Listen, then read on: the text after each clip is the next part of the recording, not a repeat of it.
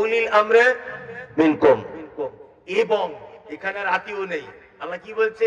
এবং এবং আল্লাহ এবং তার রাসূলের কাছ থেকে কোন সমস্যার সমাধান যদি তোমরা করতে না পারো, দ্বিধাদ্বন্দ্বে যদি থেকে যাও, তাহলে তোমরা তোমাদের উলিল আমর যারা তাদের কাছে যাও সমস্যা নিতে। তাদের কাছে যদি সমস্যা না মেটে, ফাইন তানাযাতুম ফি শাইইন ফারুদ্দু ইলাল্লাহি ওয়া রাসূল, তোমরা আল্লাহ এবং তার রাসূলের দিকে প্রত্যাবর্তন করো, এটাই তোমাদের জন্য কল্যাণ। এইবার একটা কথা বলি, এখানে যুক্তিপূর্ণ কথা, খুব ভালো করে বুঝবেন। এক, পবিত্র আল কোরআনে উলিল আমরি মিনকুম, উলি শব্দটা হচ্ছে বহুবচন, বুঝে যাবেন ভালো করে। নাম্বার দুই, পবিত্র আল কোরআনে যত জায়গায় মিনকুম শব্দ আছে, প্রতিটা জায়গাতে আল্লাহ তাআলা জীবিত মানুষদের জন্য মিনকুম শব্দ ব্যবহার করেছে, একটা মৃত্যু মানুষের জন্য নয়। প্রমাণ আল্লাহ তাআলা বলছেন, কি বলছেন? আল্লাহ তাআলা বলছেন, ইয়া আইয়ুহাল্লাযীনা আমানু কুতিবা আলাইকুমুস সিয়াম কামা কুতিবা আলাল লাযীনা মিন ক্বাবলিকুম লাআল্লাকুম তাত্তাকুন আইয়ামান মা'দুদাতিন। এটা হাতে গোনা কয়েকদিনের জন্য। ফামান কানা মিনকুম মারিজান, তোমাদের মধ্যে বর্তমানে রমজান মাসে যারা অসুস্থ, আও আলা সাফারিন, এবং এই মাসে যারা সফর করে, ফাইদ্দাতুম মিন আইয়ামিন উখার, তারা যেন এই দিনগুলো বাকি অন্য দিনে যেন পূরণ করে দেয়। আল্লাহ বলছেন কি? ওমান কানা মিনকুম মারিজান, তোমাদের মধ্যে বর্তমানে যারা অসুস্থ। আচ্ছা বলুন তো, আল্লাহ মরা মানুষকে অসুস্থ বোঝাচ্ছেন না যারা জীবিত আছে তাদের? রমজান মাসের ভিতরে বোঝাচ্ছেন না রমজান মাসের বাইরে? ভিতরে, তাই না? তার মানে বোঝা যায় আল্লাহ তাআলা বলছেন উলিল আমরি মিনকুম, তোমাদের ভিতরে বর্তমানে যারা উলিল আম ধর্মীয় নেতা, তোমরা তাদের কাছে ইসলাম জানতে যাও। তোমার হুজুর যার তুমি দলিল পেশ করছো, সে তো মারা গেছে 150 বছর আগে, সে করে গিয়েছে বলে তুমি দলিল পেশ করছো কেন? সে বেঁচে আছে? সে বেঁচে আছে? তুমি কেন বলছো বিড়ি খাওয়া মকরু? কে বলেছে? না 70 বছর আগে আমার বড় পীর সাহেব বলে গেছে। তোমার বড় পীর বেঁচে আছে? আল্লাহ বলছে উলিল আমরি মিনকুম, ধর্মীয় ব্যাপারে যখন দ্বিধাদ্বন্দ্ব লেগে যাবে, বর্তমান তোমাদের উপস্থিত যে সমস্ত নেতা, ধর্মীয় বড় পণ্ডিত, তাদের কাছে তোমরা যাও জানতে। তারা যদি সমস্যার সমাধান না করতে পারে, আল্লাহ এবং তার রাসূলের দিকে প্রত্যাবর্তন করে, এটাই তোমাদের জন্য কল্যাণ। তুমি যে যার মুরিদ হয়ে বসে আছো, সেটা মারা গেছে আজ থেকে 100 বছর আগে। তার মানে কোরআনের আয়াতের সঙ্গে বিচারিতা করছে না। আশ্চর্য ব্যাপার। তার একটা কথা আপনাদেরকে বলি, আল্লাহ বলছে উলিল আমরি, যারা বলছে আমরা একজন ইমামকে মেনে চলি। অনেক মানুষ বলে না, তুমি কে? বলছে আমি আবু হানিফার লোক। তুমি বলছে আমি শাফির লোক। তুমি কে?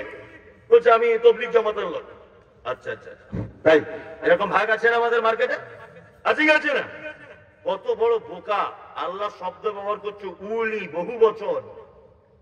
নেতা একজন হবে না, নেতা অনেকজন হবে, কোটি কোটি কোটি কোটি হতে পারে, তাই না? তাই না? তুমি কেন ইমাম আবু হানিফাকে ধরে বসে থাকলে কেন? তুমি ইমাম শাফিকে ধরে বসে রাখলে কেন? তুমি ইমাম আহমদ বিন হাম্বলকে ধরে বসে রাখলে কেন? ওই কেন তুমি মুরিদ হতে গেলে? আল্লাহ তো বলছে উলি। ইমাম যদি তুমি মানতেই চাও, 4 জনকে মানো, 5 জনকে মানো, 6 জনকে মানো, কোনো সমস্যা নেই। আমরা তো সেই আহলে হাদিস, আমরা সেই সহিহ আকীদার মানুষ, যারা বলি আবু হানিফার কথা যদি মুহাম্মদ সাল্লাল্লাহু আলাইহি ওয়াসাল্লামের কথার সঙ্গে মিলে যায়, ইমাম আহমদ বিন হাম্বলের কথা যদি মুহাম্মদ সাল্লাল্লাহু আলাইহি ওয়াসাল্লামের কথার সঙ্গে মিলে যায়, ইমাম বুখারীর কথা মুহাম্মদ সাল্লাল্লাহু আলাইহি ওয়াসাল্লামের কথার সঙ্গে যদি মিলে যায়, আর ইমামদের কথা বাদই দিলাম, একটা পাগলের কথা যদি মুহাম্মদ সাল্লাল্লাহু আলাইহি ওয়াসাল্লামের কথার সঙ্গে মিলে যায়, অবশ্যই সেই পাগলকে আমরা নেতা মানতে বাধ্য। পাগলকেও তার কথাটাও মানতে বাধ্য। তুমি কেন একজন আর ঝোলা ধরে বসে আছো? এটা তো ঠিক নয়। আর একটা মজার কথা আপনাকে বলি, মুহাম্মদ সাল্লাল্লাহু আলাইহি ওয়াসাল্লাম পৃথিবী থেকে চলে গেছেন কত হিজরিতে? বলুন কত হিজরিতে? জানেন না? 11। কে বললেন? 11 হিজরিতে মুহাম্মদ সাল্লাল্লাহু আলাইহি ওয়াসাল্লাম চলে গেছে কত হিজরিতে? 11 হিজরিতে, তাই তো? আবু হানিফার জন্ম হয়েছে কত হিজরিতে? বিসমিল্লাহ, জানেন? 80 হিজরিতে। কত? 80। তাহলে আল্লাহ নবী সাল্লাল্লাহু আলাইহি ওয়াসাল্লাম মারা যাবার কত বছর পরে আবু হানিফার জন্ম? কত? 69 বছর। তাই তো? নিশ্চয় মায়ের পেট থেকে আবু হানিফা ইমাম হয়নি, পড়াশোনা করতে হয়েছে। আমি যুক্তি ও তর্কের খাতিরে ধরে নিলাম 10 বছরে তিনি ইমাম হয়েছেন, ধরে নিলাম। তার মানে ওনার ইমাম হওয়া আর আল্লাহর নবী মারা যাওয়ার মাঝখানে ব্যবধান কত বছর? 79 বছর, তাই না? যারা বলছে ইমাম না মানা জাহান্নামী কাজ, ইমাম মানা ফরজ, ওদের কাছে আমার জানতে ইচ্ছা করছে এটা, এই মাঝখানের 79 বছরের মানুষ কোন ইমাম মেনে চলতো, এটা আপনাকে দেখাতে হবে। নাম্বার 2, তারপরে এলেন আল্লাহ রাসূলের পরে আবু বকর, ওমর, উসমান, আলী, ইমাম আবু হানিফা, ইমাম আহমদ বিন হাম্বল, ইমাম মানে সমস্ত ইমামগণ 360 হিজরির ভিতরে পৃথিবী থেকে চলে গেছেন। আর কোন আইম্মায়ে কেরাম বেঁচে ছিলেন না, 360 হিজরির ভিতরে সমস্ত ইমামগণ চলে গেছেন। তখনও কোনো মাযহাব হয়নি, তারও 150 বছর পরে মাযহাবের জন্ম হয়েছে। তার মানে মুহাম্মদ সাল্লাল্লাহু আলাইহি ওয়াসাল্লাম পৃথিবী থেকে চলে যাবার 450 বছর পরে মাযহাবের জন্ম হয়েছে। তাহলে মাযহাবের জন্ম হয়েছে তখন থেকে তুমি বলছো আমি আবু হানিফার লোক, তাহলে এই 450 বছরের লোকগুলো যাবে কোথায়? কোথায় যাবে? এগুলো বুঝতে হবে না? ইসলামিক ইতিহাসগুলো পড়তে হবে না? শুধু আমি এই দল করি আর ওই করি, 22 পাগড়ি বেঁধে ঘুরি, সারা জীবন এই করবেন? একটু খুলে দেখবেন না যেটা কি? আশ্চর্য ব্যাপার, আমাদেরকে এমন বোকা বানিয়ে দিয়ে রেখেছে, বোকা।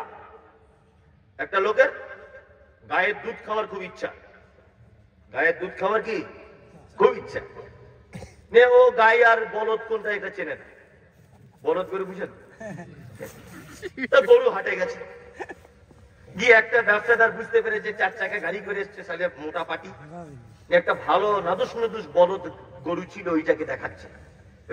এইটা নিবে নাকি, খুব ভালো দুধ হয়। আর ও তো বোঝে না, আমেরিকায় থাকা লোক, নতুন বাড়ি এসছে, হ্যাঁ, নিয়ে বলছে হ্যাঁ ঠিক আছে, তোর গরুটা দেখতে ভালো, বেশ দিয়ে দেন তো। নিয়ে বলদ গরু কিনে বাড়ি গিয়ে এসছে। বলদ গরুতে কি করে, নাঙল চালায় না, হাল চালায়। নিয়ে বাড়ি এসে এবার গোয়ালাকে ডেকেছে, দুধ খাবে। গোয়ালা বলছে না, লোকটা গরুটা কিনেছে, তা কিনে এখন সবাই ওকে বলে দিয়েছে যে চাচা গরু কিনছো ভালো, তবে লেজটা তুলে দেখো কোন গরু। এই লোক আমেরিকার লোক, এ তখন বলছে যে ভাই গরুওয়ালা একটু লেজটা তুলুন না। বলছে অস্তাক তুললাম, ওইসব জিনিস আবার দেখে, তাহলে লেজ তুলে বসে খারাপ জিনিস ওসব দেখে, আপনার মতো লোক এসব দেখে, অস্তাক তুললাম। ও তখন বলছে তাহলে ঠিক তো, খারাপ জিনিস দেখে লাভ নাই, তাহলে বাড়ি গিয়ে দেখবো। এ বাড়ি নিয়ে এসছে, গোয়ালা ডেকেছে দুধ দেওয়ার জন্য। গোয়ালা দেখে বলছে চাচা এ তো ছেলে গরু, তোমার এই যুক্তি কে দিয়েছে? তুমি চিনো না যখন, তো অন্য একজনের সহযোগিতা নাও। টাকা আছে বলি তুমি বলদ গরু কিনে দুধের আশা করছো। আমাদের সমাজের অবস্থায় হয়েছে ঠিক তেমন।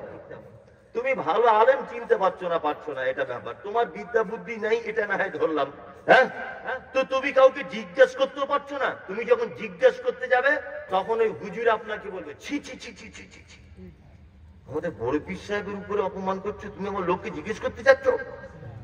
বড় পীর সাহেব যা বলেছে তাই, ওটাই ঠিক, জিজ্ঞেস করার দরকার নেই। মানে গরুটা বলদ না গরুটা গাই, গরুটা লেজ তুলে দেখা লাগবে না?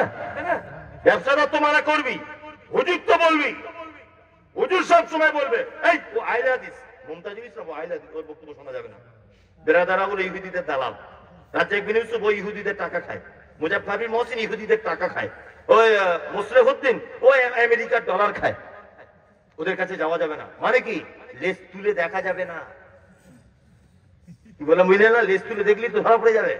মুজাফফর বিন মহসিনের কাছে গেলেই তো ভালো হয়ে যাবে, রাজ্জাক বিন ইউসুফের কাছে গেলেই তো আকীদা চেঞ্জ করে ফেলবে। ওই জন্য হুজুর আগে থেকে আপনাকে বারবার ডিরেকশন দিচ্ছে, ওই লেজ তুলে দেখা দেখি কোনো সিন নেই। আমরা বলে দিয়েছি 20 টাকা তারাবি করতে হবে, তুমি চালিয়ে যাও। আমরা বলে দিয়েছি 40টা করতে হবে, তুমি চালিয়ে যাও। আমরা বলেছি তোমার বাপের নামে 12টা গরু জবাই করতে হবে, তুমি চালিয়ে যাও। লেজ তুলে দেখা যাবে কি বলছি, বুঝতে পারছে না?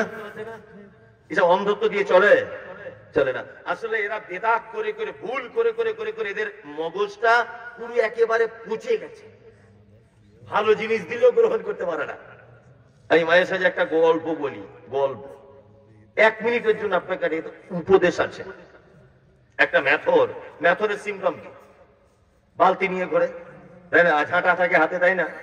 এখন একটা ম্যাথ ঝাঁটার বালতি নিয়ে পায়খানা পরিষ্কার করে দুপুরবেলা খুব কষ্ট হয়ে গেছে, রাস্তা দিয়ে আসার সময় একটা বট গাছের ছায়াতে আরাম করছেন, ম্যাথর নাকটাকে ঘুমাচ্ছে।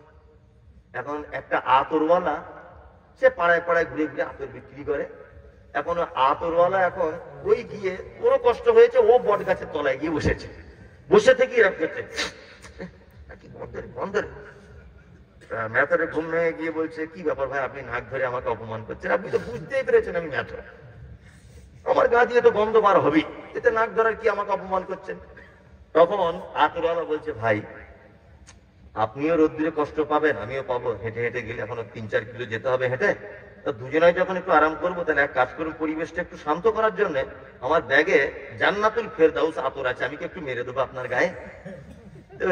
মেরে দেখ। ও বাক্স থেকে জান্নাতুল ফেরদাউসটা বার করে, একদম পিওর মালটা বার করে বগলে লেগে দিয়েছে, আর ও এরকম করে শুনছে, মানে ম্যাথর এরকম করে টেনে চার করে অজ্ঞান হয়ে গেছে। এখন হাত লোনে দেখছি তো সাংঘাতিক ব্যাপার, ছিলাম ভালো, কেন এখানে আতর লাগাতে গেলাম, মহা বিপদে পড়ে গেলাম। ও তখন তাড়াতাড়ি করে একটা গাড়ি ডেকে ওকে ওই আপনার পাবনার হাসপাতালে নিয়ে গেছে। ডাক্তার বাবু জিজ্ঞেস করে বলছে, কি হয়েছে চাচা?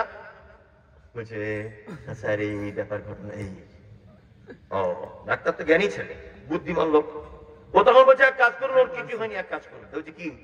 বলছে, হাসপাতালের পিছনে দেখুন পায়খানা ঘর আছে, টাটকা হোক আর বাসি মাল হোক একটু আনুন, এই নেব নাকে বসে দেয়। কি বললাম বুঝলেন? নিয়ে ওই আদুরালা কি করেছে, এখন ডাক্তার যা বলবে শুনতে হবে, এখন ওই বাসি হোক আর টাটকা মাল এনে নাকে এরকম করে লাগিয়ে দিয়েছে। ও এখন এরকম 3-4 বার করে পুরো দিব্যি ঘুরছে। এখন আদুরালা তখন বলছে, ডাক্তার বাবু আপনি কি ডাক্তার না আপনি জাদুকর? তখন ডাক্তার বাবু বলছে, চাচা আপনি বোঝেন না, আরে যে লোকটা সারা জীবন মানুষের পায়খানা শুনে শুনে এসছে, ওকে হঠাৎ করে ফেরদাউস দিলে সহ্য করতে পারে?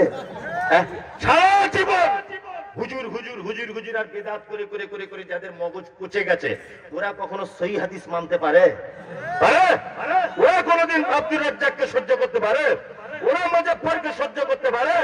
ওরা মদিনার নামাজকে মেনে নিতে পারে না? নাম দিয়েছে মসজিদের মদিনা মসজিদ, আর নামাজ হচ্ছে পাকিস্তানের।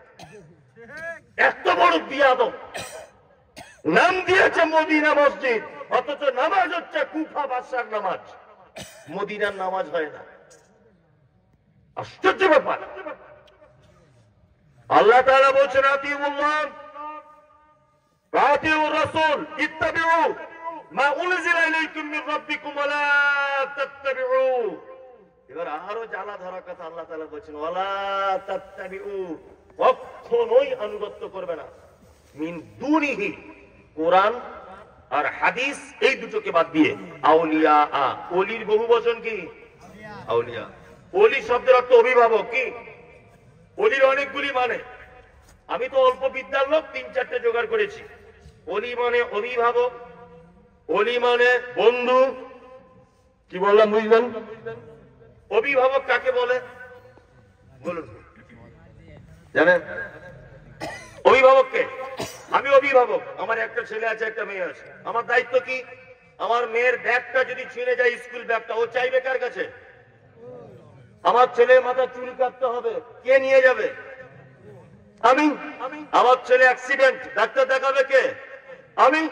এক কথায় অভিভাবক সেই তার অধীনে থাকা মানুষের যাবতীয় প্রয়োজন যিনি মেটান বা মেটাতে বাধ্য, তিনি কে?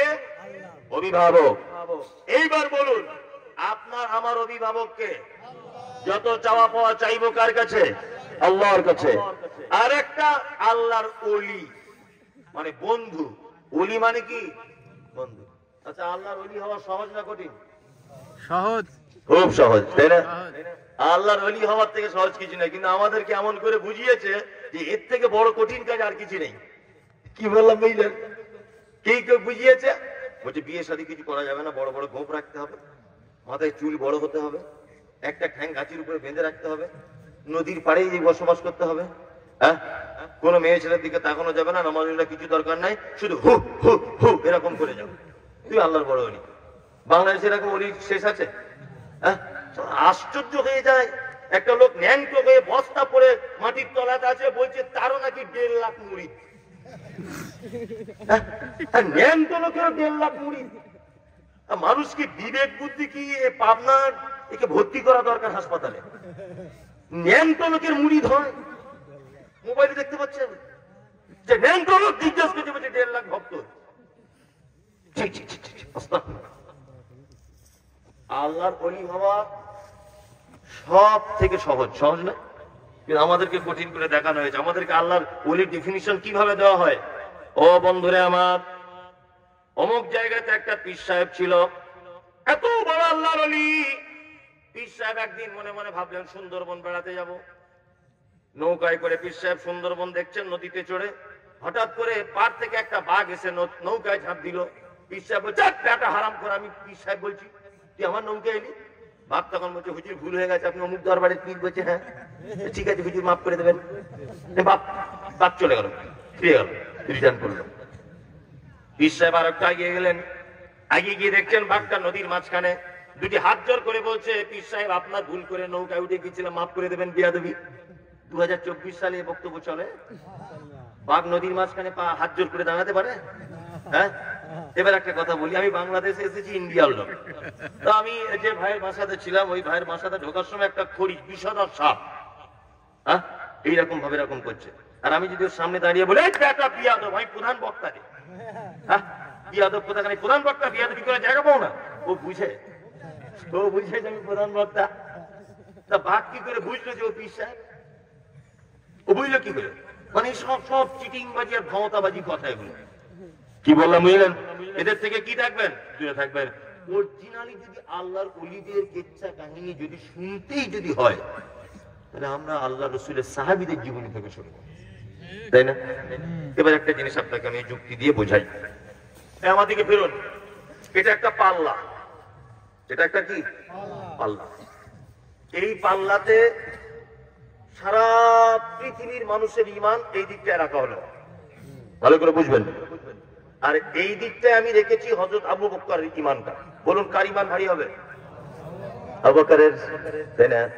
এবার বলছি, সারা পৃথিবীতে আবু বকর, ওমর, উসমান, আব্দুল কাদের জিলানী, খাজা মঈনুদ্দিন চিশতি, হাবিজাবি, এরা ওরা তারা সবার ঈমানটা এই জায়গাটায় রাখলাম। আর এই জায়গাটায় রাখছি আমি মুহাম্মদ সাল্লাল্লাহু আলাইহি ওয়াসাল্লামের ঈমানটা। কারটা ভারী হবে?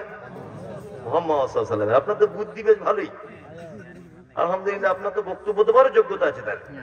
তার মানে মুহাম্মদ সাল্লাল্লাহু আলাইহি ওয়াসাল্লামের এটা ভারী হবে, তাই তো? তাহলে এবার বলুন, সারা পৃথিবীর সব থেকে দামি মানুষ কে? মুহাম্মদ সাল্লাল্লাহু আলাইহি ওয়াসাল্লাম।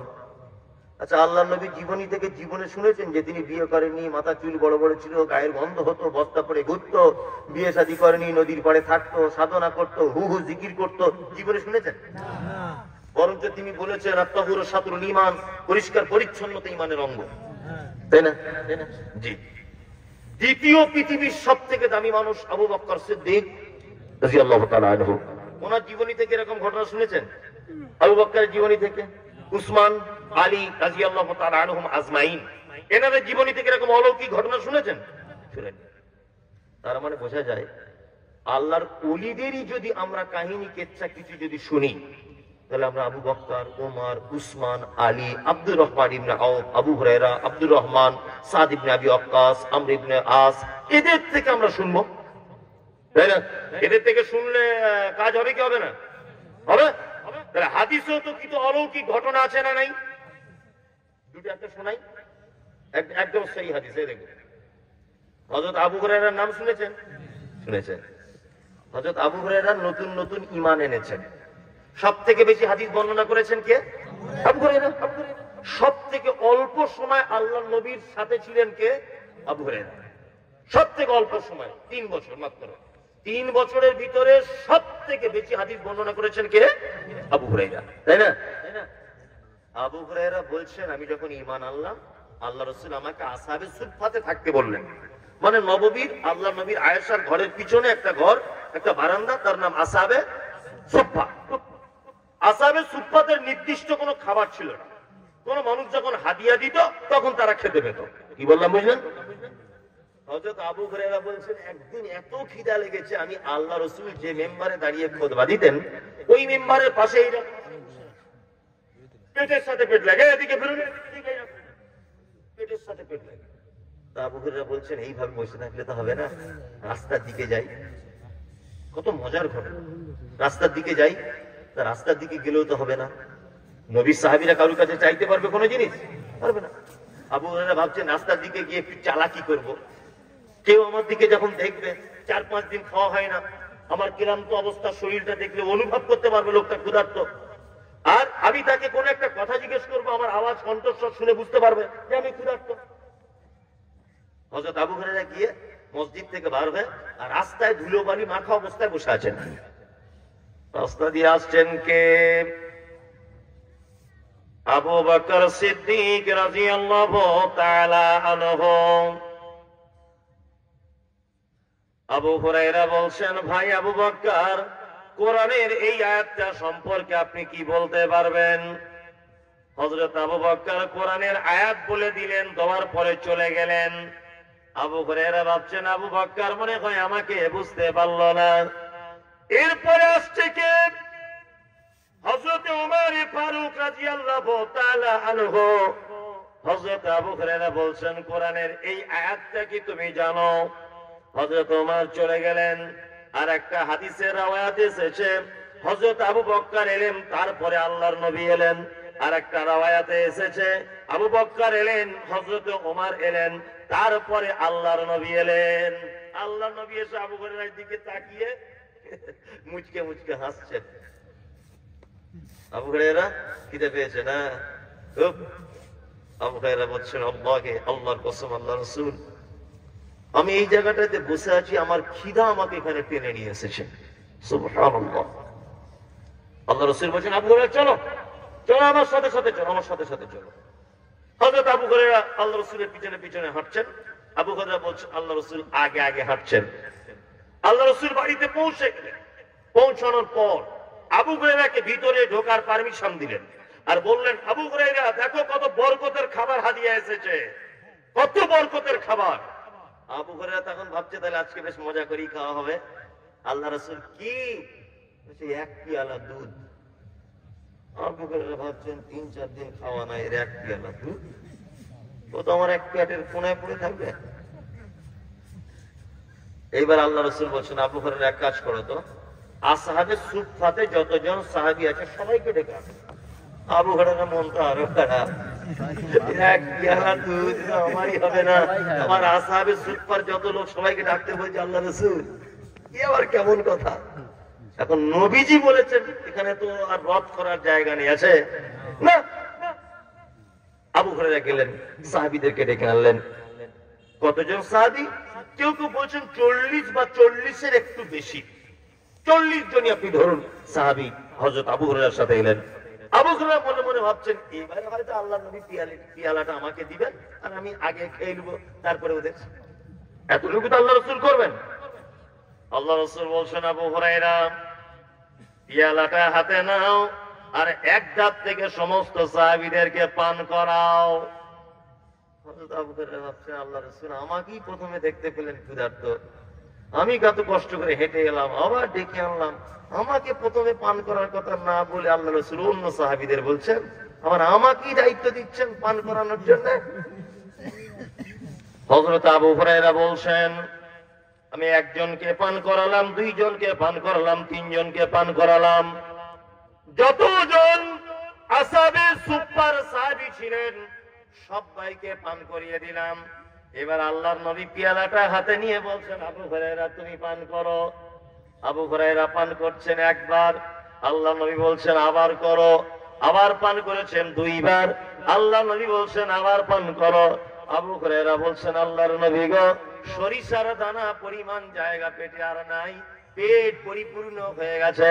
বিশ্ব নবী বলছেন, আবু হুরায়রা তোমার বড় ভয় লাগছিল। বলছে, আল্লাহ রাসূল শুধু ভয় নয়, আফসোস হচ্ছিল মনে মনে, আমি মনে হয় আর পাবো না। বিশ্ব নবী বলছেন, আবু হুরায়রা রে, পিয়ালাটার দিকে তাকিয়ে দেখো অবস্থা কি। হযরত আবু হুরায়রা বলছেন, আমি পিয়ালার দিকে তাকিয়ে দেখলাম যেমন কার দুধ তেমনই রয়েছে, এক একদম সহি হাদিস এটা। তাহলে অলৌকিক ঘটনা যদি শুনতেই হয় আমরা হাদিস থেকে শুনবো, আমরা হুজুরে শুনবো কেন?